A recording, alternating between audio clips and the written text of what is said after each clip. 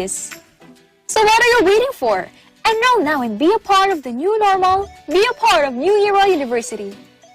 Makisaya, makigulo, makitawa, at makipagkantahan kasama ang ating mga OFW dito lang sa Kisaya-saya!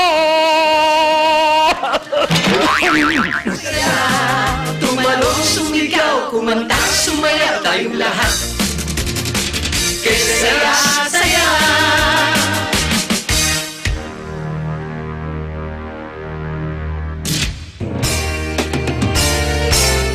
The search for the best continues! Tagi sa Nagaling Part 2 is now accepting audition entries. Kung ikaw ay 21 to 59 years old at may angking galing sa pagkanta, mapa-solo, duet, trio o banda man, magpadala na ng audition entry. Narito ang mga guidelines.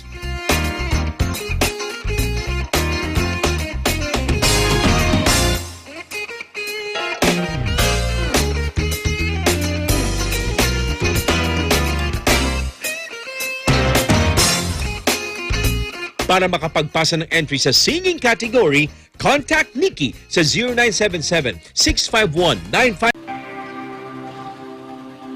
Ito ay ang pagdampi ng kanang palad sa gitnang bahagi ng dibdib, kasabay ng bahagyang pagyukod ng ulo o paibabang tingin, at pagsambit ng mga salitang nagpapahayag ng pagbati, paggalang o pagpupugay. Pagkatapos nito ay ang pag-angat ng ulo ng nakangiti at nakatingin sa mata ng pinabati. Pambansang pagbati, pagpapakita ng paggalang, kababaang loob at pagiging sensero nating mga Filipino.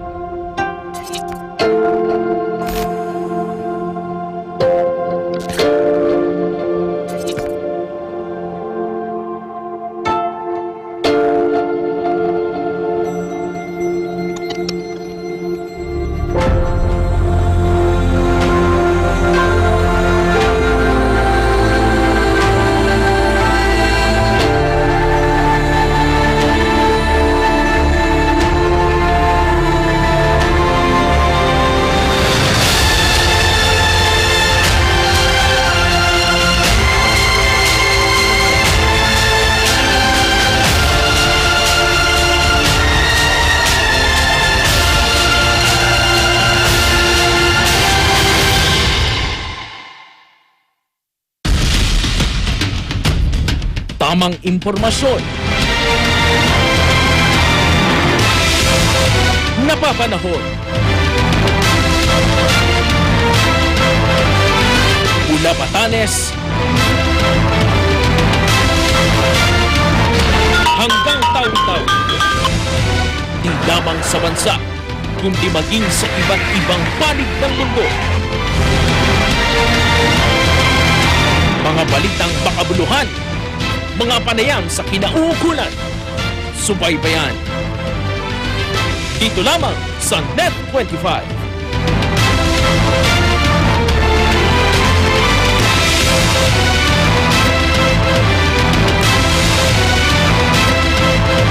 News, entertainment, technology.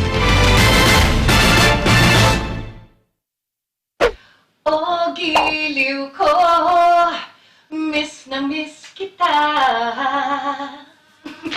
Pero magkakasama na ulit kami ni Robin sa Kisaya-saya. Ito po yung bagong sitcom na meron pong kantahan at sayawan. Malapit na, ngayong September 27, kaya manood po kayo, ha? O giliw ko, miss na miss kita. Ikaw kumanta, sumaya tayong lahat. Kisaya-saya.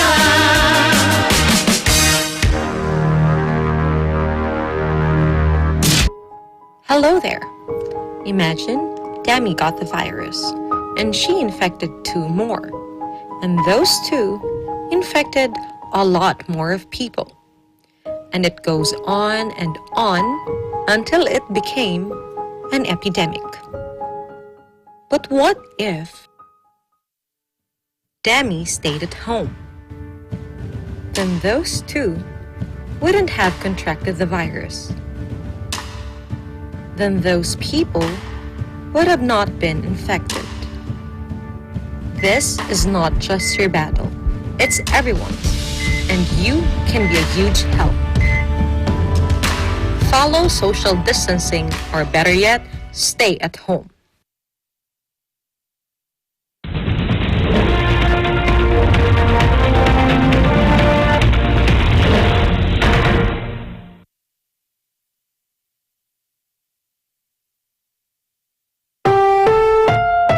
This program is rated PG. It contains themes and scenes which may not be suitable for very young audiences. Parental guidance is advised.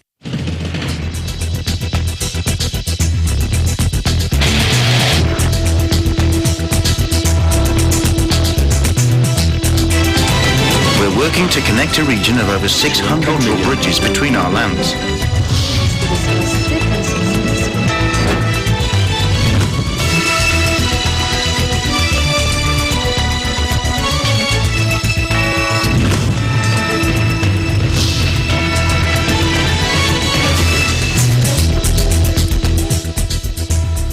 Hello, I'm Alma Angeles. We're moving to the next stage of the pandemic, and as the world resets to the new normal, we find ourselves seeking the right balance between health and livelihood, constantly adjusting the boundaries between liberty and responsibility.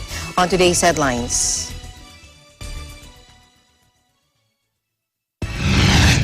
The 17th ASEAN Chiefs of Defense Forces meeting was held virtually today.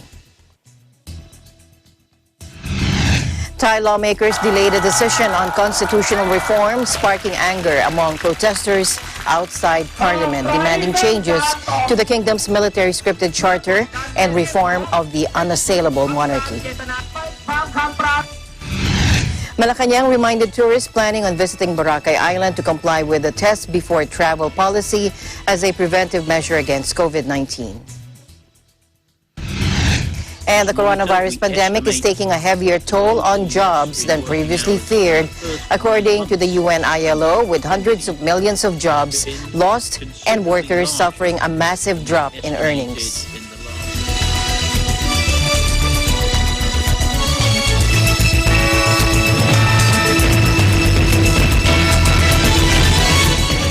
The 17th ASEAN Chiefs of Defense Forces meeting, or ACDM-FM 17, was held virtually today. The meeting was themed Defense Cooperation for a Cohesive and Responsive ASEAN. The ACDFM 17 offered chance for regional chiefs of defense forces to exchange views on regional security challenges of mutual concern and to discuss measures to strengthen practical cooperation, internal solidarity, and collective response to common threats. The participants also approved an action plan for 2020 to 2022 of the ASEAN armies and a joint statement of the ACDM 17. On this occasion, the ASEAN Chiefs of Defense Forces witnessed a ceremony to transfer the ACDFM chairmanship to Brunei. ACDFM is the highest military cooperation mechanism of ASEAN countries, responsible for guiding the implementation of military cooperation activities in ASEAN. Meanwhile, the Armed Forces of the Philippines, or AFP Chief of Staff Lieutenant General Gilbert Gapay, stressed on Thursday that the Philippines' commitment to counterterrorism cooperation with other militaries in the Southeast Asian region. During the 17th ASEAN Chiefs of Defense Forces meeting, or ACDM-FM, held through a virtual conference, Gapay proposed his 5-point plan on the matter. This includes the increased maritime border patrol operations, improvement of existing mechanisms for bomb data exploitation, advocating peace-related initiatives through different social media platforms, having a common understanding of respective anti-terrorism laws in the region, and a common approach in response to the ASEAN Comprehensive Plan of Action on Counter-Terrorism. Gapay also underscored the country's commitment to supporting the development of the ASEAN-China Code of Conduct in the South China Sea. He also emphasized the importance of maintaining mutual trust and confidence in the region and to pursue peaceful resolution of disputes in accordance with universally recognized principles of international law. He also called for continuous unity and mutual trust among the militaries of the regional bloc. Gapay said, quote, ASEAN must be united now more than ever with the ongoing crisis brought about by the effects of COVID-19 as nations across the globe, not only within ASEAN, exert great efforts to fight this pandemic. The armed forces are being called by our respective governments to perform a great deal of supporting tasks. He also noted that the flexibility of the ASEAN collaboration in both traditional and non-traditional challenges makes the partnership a strength in the region's security arrangement, and the ACDFM signified the strength of the country's unity. The ACDFM, formerly called ASEAN Chiefs of Defense Forces Informal Meeting, is a venue for all ASEAN Chiefs of Defense to discuss and assess in a strategic, comprehensive, positive, and productive manner all prominent issues and concerns of mutual interests.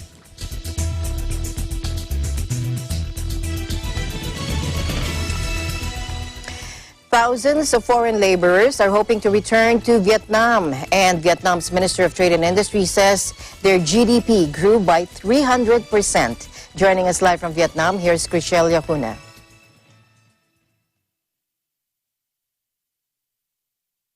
That is right, Alma. About 18,528 foreigners and skilled workers are expected to come back to Vietnam, according to the Ministry of Labor, Invalids and Social Affairs. The ministry asked the local authorities, management boards, and processing zones to complete the issuance of the work permits to foreign workers in a convenient manner in order to help them to come back to work quickly.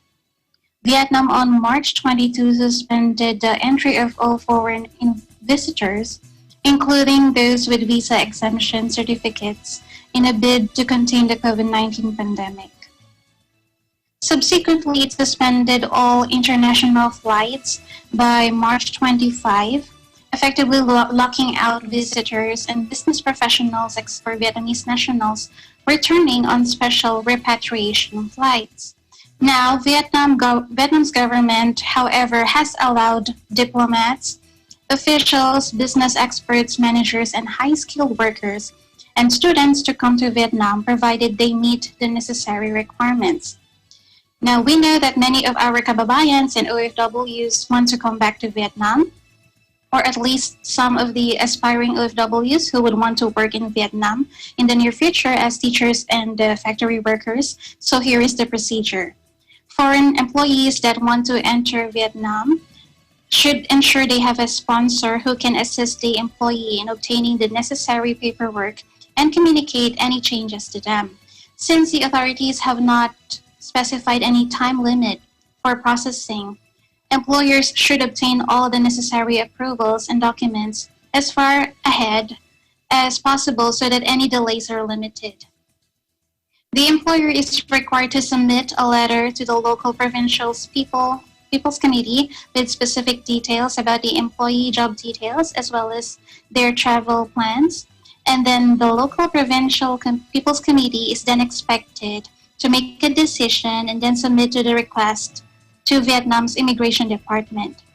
As for the foreign workers, they will have to test for COVID-19 for 3 to 7 days before entering Vietnam using the real-time PCR technique. And then they should have international health insurance as well. Or their sponsor will be required to pay for treatment in case they are infected with the virus. Another update, Alma, Vietnam's GDP grows by 300% according to the Trade Minister. Vietnam's active international economic integration boosts its GDP and trade volume by 300% and 350% respectively, according to the Trade Minister. The figures were released by the Minister of Trade and Industry, Tan Tuan An, in a working session at the National Assembly Standing Committee's delegation on enforcement of free trade agreements, or FTAs, on Wednesday. He went on to say that the signed FTAs have helped and expand and diversify export and import markets, advance the development of financial service market with the participation of foreign investors. Especially, Vietnam's trade volume with the rest of the world set new record high of over 500 billion US dollars in 2019, despite the economic slowdown and trade tensions between major economies unstressed. In the first 8 months of this year, the complicated and the swift evolution of COVID-19 pandemic, total trade value was estimated at 337.23 billion US dollars, equivalent to that of the same period last year, in which export turnover increased by 2.3% to 175.36 billion US dollars, while import turnover decreased by 2.4% to 161.87 billion US dollars. Currently, investors from 130 countries and territories are investing in Vietnam, including leading investment partners with whom the country has FTAs, such as the Republic of Korea, Japan, and Singapore.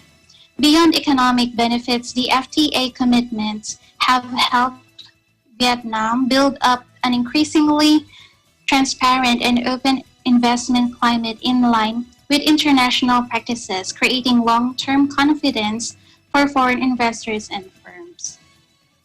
And as for the COVID tally, Alma, as of this morning on September 25, Vietnam confirmed 1,069 COVID-19 patients with 991 recoveries and 35 deaths. The country has gone 23 days without community infection case of COVID-19, according to the National Steering Committee for COVID-19 Prevention and Control. That's the update from Vietnam. Back to you, Alma. All right, Chriselle, did I hear you right? 23 days now without any reported transmission or COVID cases. That is correct, Alma. Congratulations to Vietnam. All right, thank you very much, and looking forward to hearing more updates from Vietnam. Thank you. Thank you so much, Alma. Reporting live from Ho Chi Minh City, I am Chriselle Yabuna. We live in interesting times. To Thailand now, where the tourist department is eyeing shorter quarantine for travelers in order to boost the economy. Cristel Mapa joins us live from Bangkok. Cristel. Yes, hello. Hello. Alma, good afternoon to you. Good afternoon. Yes, so here's a very brief update. According to Bangkok Post, the Tourism and Sports Ministry of Thailand mulls a 7-day quarantine instead of 14 days for foreign tourists starting in November if the first batch of inbound tourists in October is negative of coronavirus infections. The government is expected to announce more details of the Special Tourist Visa or STV that will allow long-stay visitors to enter Thailand by October 1st after a cabinet meeting next Tuesday. The plan is that 2 groups of about 300 foreigners will be granted to enter Thailand and complete a 14-day quarantine. If there's no positive case after the quarantine period, which is expected to end on October 15 and 21st, the ministry will suggest to increase the number of tourists per week. If the plan is successful, the ministry will consider to shorten the quarantine period. But if it's the other way around, or if there will be positive cases amongst them, an alternative plan will be set up, and this is said by Tourism and Sports Minister. Back to you, Alma. All right, thank you very much. Let me know if there are, is Philippine flights open already to Thailand? Would you know? From the reports that we have read, Alma, I think the commercial flights are not yet open to going here. Inform us right away. Thank you very much. Thank you very much, Cristel, for your updates there in Thailand. Thank you also, Alma. Reporting live from Thailand, this is Cristel Mapa. We live in an interesting time. Staying in Thailand, lawmakers delayed a decision on constitutional reform, sparking anger among protesters outside the parliament, demanding changes to the kingdom's military scripted charter and a reform of the unassailable monarchy. The move was delayed when the ruling party proposed a parliamentary committee to further study the 6 proposed amendments. Take a look.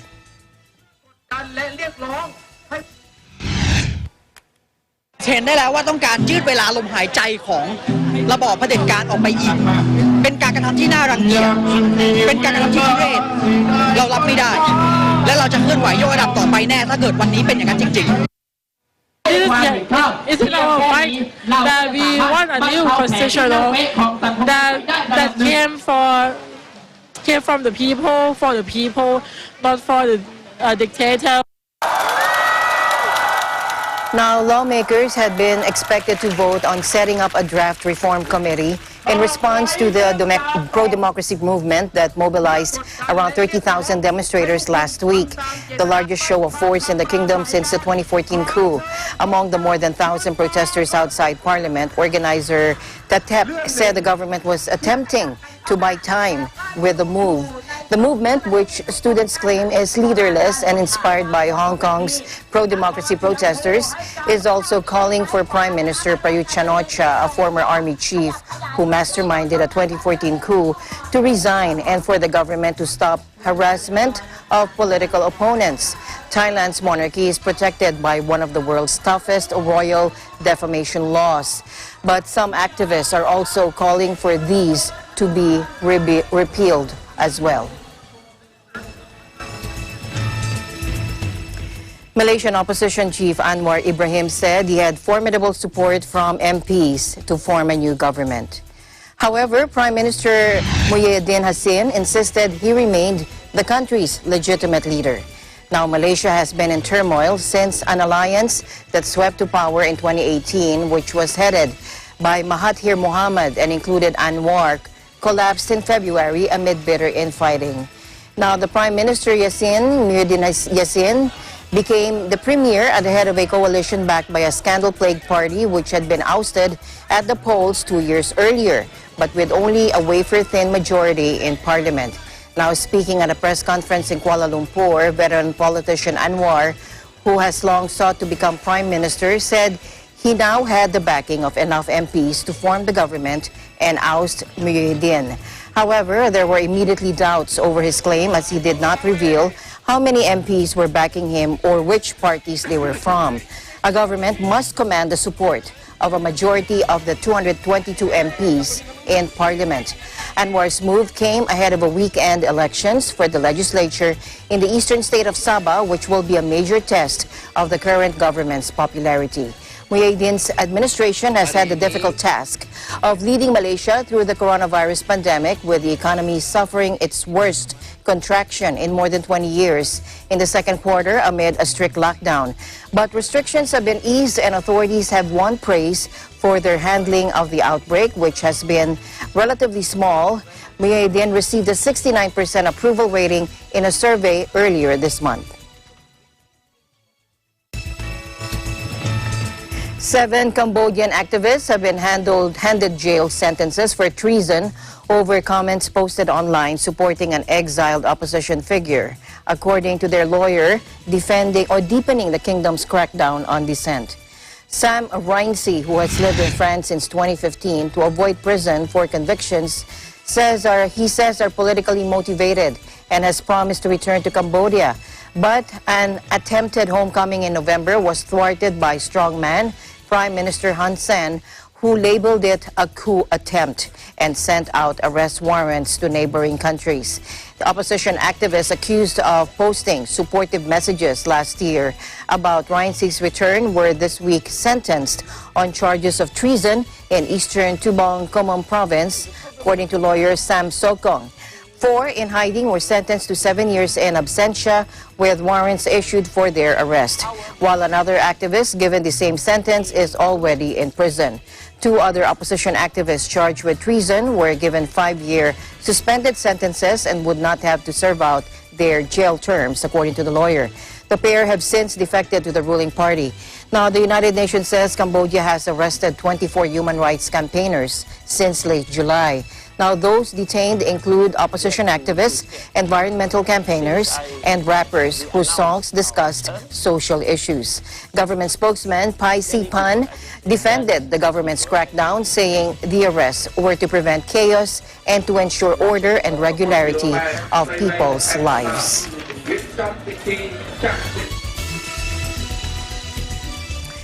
Malacanang reminded tourists planning on visiting Boracay Island to comply with a test before travel policy as a preventive measure against COVID-19. In a statement, presidential spokesperson Harry Roque said, effective October 1, 2020, Boracay Island may accept tourists from areas within a community quarantine classification of General Community Quarantine or GCQ or lower, apart from travelers from Western Visayas. Under the guidelines, travelers will be subject to the test before travel regulation that requires a negative reverse transcription polymerase chain reaction or RT-PCR result 48 to 72 hours prior to departure for Boracay. He added that age restrictions will be relaxed while persons with comorbidities.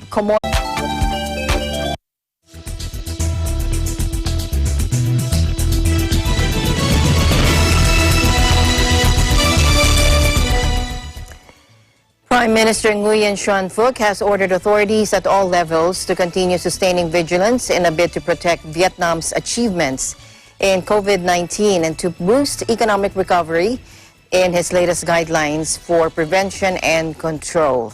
Citizens are required to wear face masks when staying outdoors and on public transport, means wash hands regularly with soap or sanitizer, avoid mass gatherings at public places, and keep safe distance from each other. Authorities have to strengthen inspection of compliance of COVID-19 response measures and strictly fine those who intentionally break the rules pay. The government demanded serious medical surveillance over entrance to prevent cross-infection at quarantine camps and community transmission of COVID-19. He also urged the authorities to ensure safety for international commercial flights. All inbound travelers shall have to fill out health declaration form and undergo COVID-19 testing.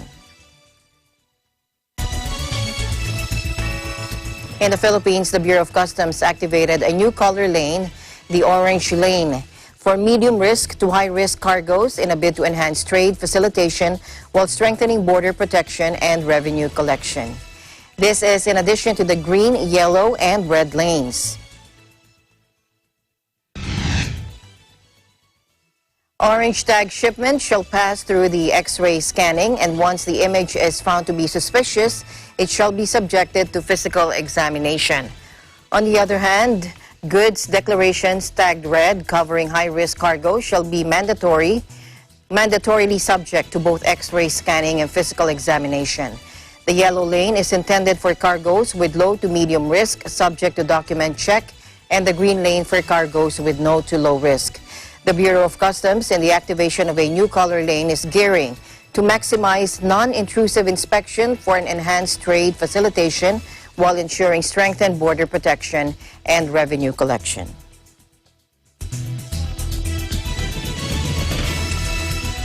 The Department of Foreign Affairs has chartered a Philippine Airlines flight to bring home on Friday 300 distressed Filipinos in Beirut and carry donations from the Lucio Tan Group for the benefit of Filipinos residing in Lebanon's capital city. DFA officials will turn over the donations to the Philippine Embassy in Beirut. PAL President and Chief Operating Officer Gilbert Santamaria turned over TAN's donations to Migrant Workers Affairs Undersecretary Sara Ariola at the PAL Cargo Complex. The Lucio Tan Group donations include 27,500 face shields, 3,000 boxes of disposable masks, and 1,000 boxes of vitamin C. These donations will be added to the 5,000 boxes of relief goods from the DFA. The Lucio Tan Group will also distribute 100 cases of other drinks, iced tea, energy drinks, Frutas Pineapple Mango, 50 cases of Vita Milk, 50 cases of Summit bottled water arriving OFWs of PAL repatriation flights. Earlier this month, LTG donated to OFWs in Papua New Guinea, through the DFA, 1,000 boxes of face masks, 20,000 pieces of face shields, and 1,000 boxes of vitamin C. The repatriation of 11 Filipino seafarers on board Ocean Star 86 stranded in Chinese waters is underway, according to the Department of Foreign Affairs. Now, in a statement, the DFA said it is finalizing the repatriation of the seafarers who have been stranded since March 24, contrary to claims by migrant workers group Migrante International that it failed to attend to the seafarers' concerns.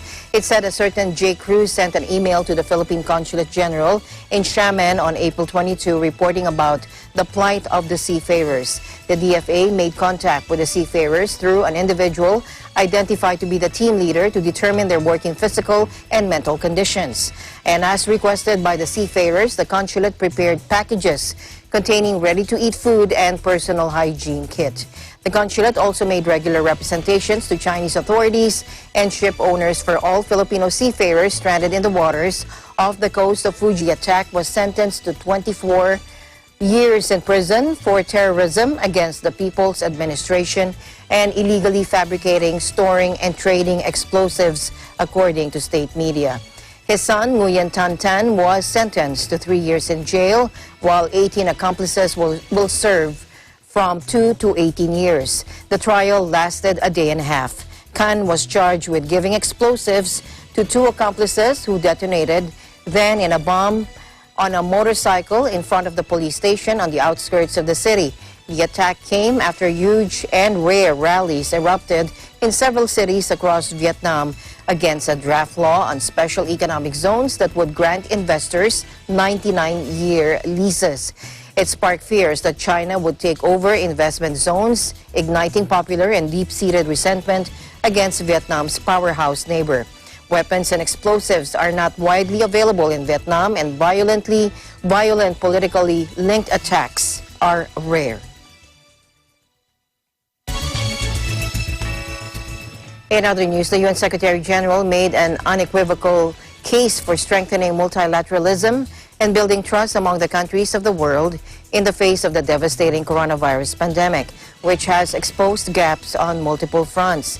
UN Chief Antonio Guterres said during a briefing via video link that the dangerous mix of high geopolitical tensions and complex threats to peace, now complicated by COVID-19, demands innovative thinking on global governance and multilateralism. The pandemic is a clear test of international cooperation, a test we have essentially failed. It has killed nearly 1 million people around the world, infected over 30 million, and remains largely out of control. This was the result of a lack of global preparedness, cooperation, unity, and solidarity. COVID-19 is casting a dark shadow across the world, but it is also a warning that must spur us to action. We have no choice. Either we come together in global institutions that are fit for purpose, or we will be crushed by divisiveness and chaos. Shame on each of you. I am astonished and I'm disgusted by the content of today's discussion. I'm actually really quite ashamed of this council. Members of the council who took this opportunity to focus on political grudges rather than the critical issue at hand, my goodness. Moreover, I'm disappointed on behalf of the people you are trying to reach for by squandering this opportunity for political purposes.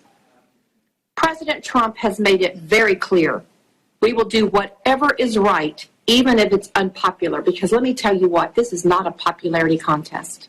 For quite a while, some U.S. politicians have been obsessed with attacking other countries and UN bodies, abusing the platform of the United Nations and its Security Council. The United States has been spreading political virus and disinformation and creating confrontation and division. Such practice cannot defeat the virus. On the contrary, it has seriously disrupted the joint efforts of the international community to fight the pandemic. I must say, enough is enough. You have created enough troubles for the world already.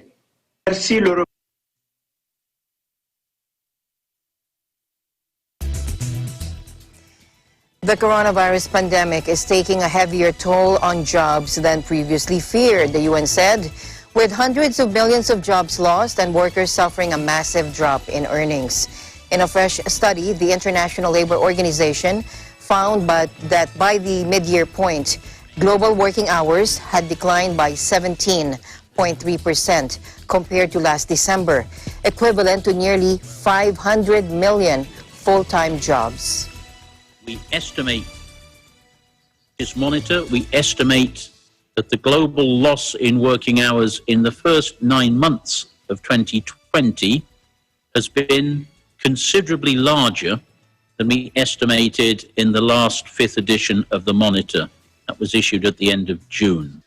We present 3 possible scenarios for the fourth quarter, and the baseline scenario now projects that 8.6% of global working time will be lost, and that corresponds to 245 million full-time job equivalents. The question is, why do we see these significant negative evolutions? Well, one obvious reason is that many countries continue to struggle to get the pandemic under control, and as it persists, well, the employment situation worsens. We estimate in this monitor, once we exclude the impact of government support measures, that global labor income declined by an extraordinary, a massive 10.7% in the first 9 months of 2020. That translates into a loss of $3.5 trillion, an equivalent of 5.5% of global GDP in the period concerned.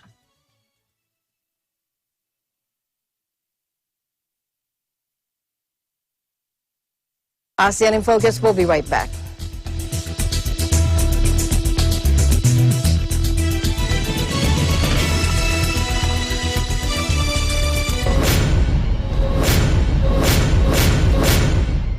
Limang contestants ang magpapawaw sa kantahan ngayong Sabado upang makuha ang 10,000 piso at magkaroon kaya ng chance na mag-uwi ng 2 milyong piso sa Grand Finals. Dito lang sa Tagisan ng Galing, Part 2. Tagisan ng Galing Part 2 is co-presented by Kubert, an expert in air conditioning and electromechanical, also engaged in structural, electrical, fire protection, plumbing, and sanitary services. Kubert, your ultimate MEPS and air conditioning solutions. Unlad Incorporated International, fight against global poverty.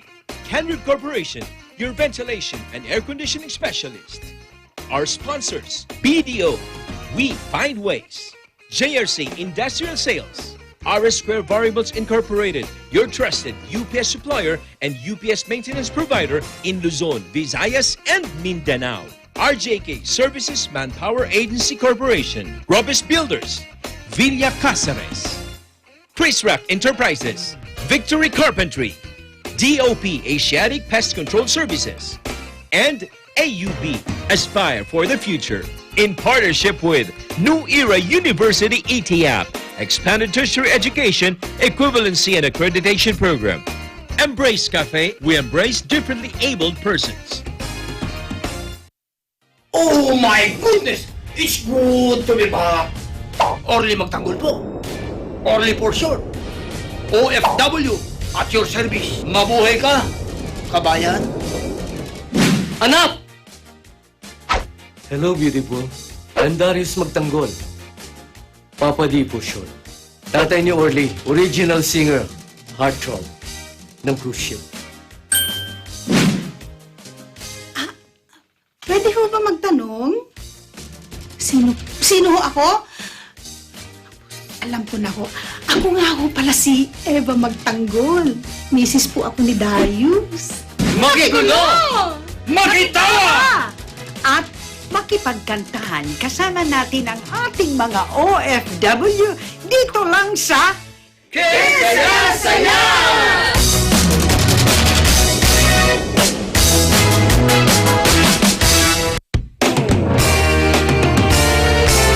Bilang head ng panel of judges, makakasa po kayong dekalidad na talento lang ang makakalusot sa aking mapanuring mata at pandinig. Ako po si Imelda Papin, nagbabalik bilang isang hurado sa singing category. Kita-kits sa pinakabago at pinakamalaking talent competition on Philippine television. Dito lang sa Tagisan ng Galing Part 2, here on Net 25.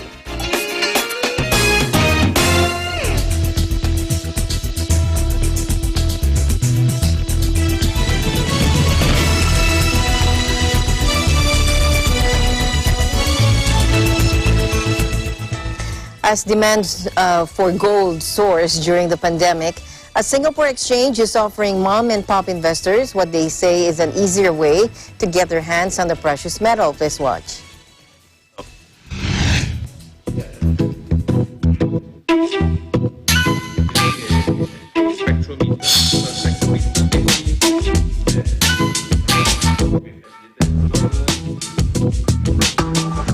When we first started our business a decade ago, obviously we attracted the elite group, people who had money. But it's our aspiration to be able to reach the mass market.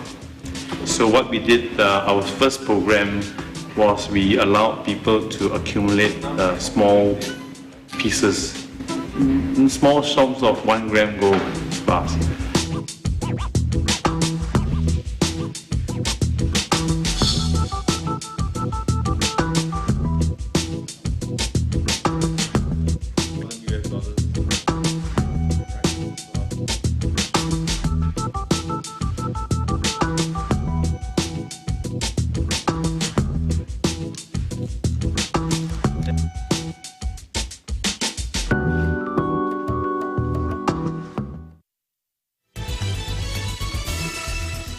And life remains precarious for the world's most trafficked mammal, the pangolin, despite Vietnam's renewed vow to crack down on the illegal wildlife trade that many blame for the coronavirus pandemic.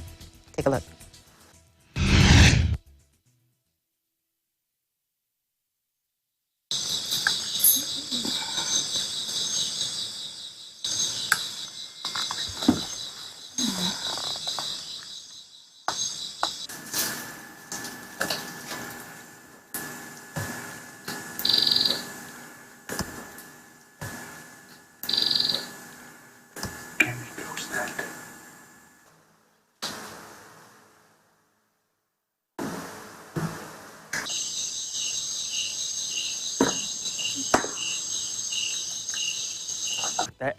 Thì đa số động vật chúng tôi cứu hộ là đều từ các cái vụ buôn bán vận chuyển trái phép.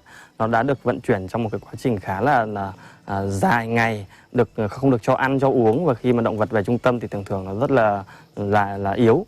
Và thứ hai đó là tê thì nó là một cái loài động vật đặc biệt hơn nữa, là khi là nó là một cái loài mà khá là dễ bị căng thẳng trong cái môi trường nuôi nhốt. Và thứ hai nữa là nó có cái chế độ dinh dưỡng ăn là khá là đặc biệt và khá là khó kiếm.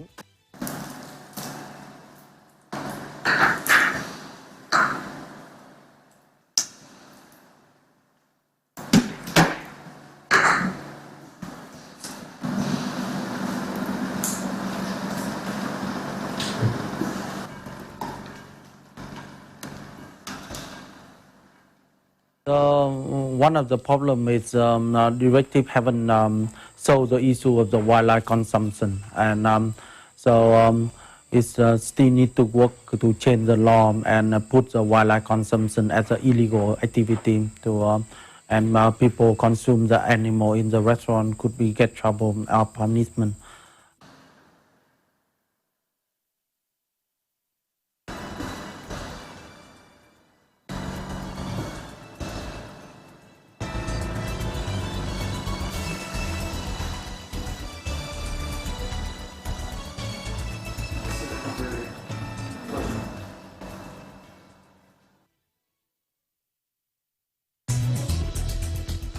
And that's the latest news in the Southeast Asian nations. Stay updated about the ASEAN region. I'm Alma Angeles. We live in interesting times.